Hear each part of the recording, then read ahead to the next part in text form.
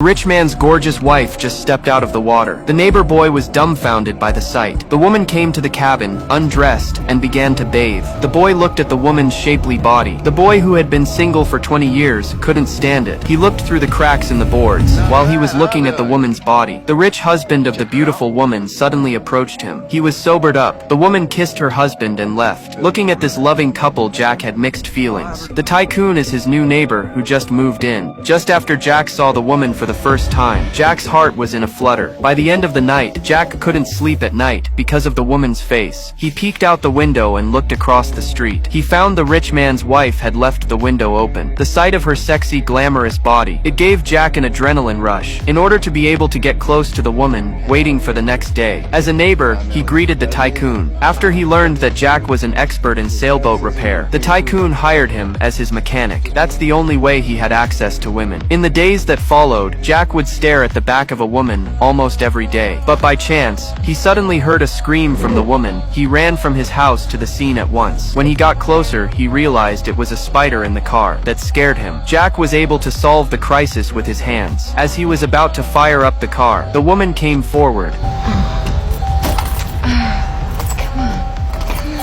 You know, sometimes you just have to push in. You got a lot of experience with that.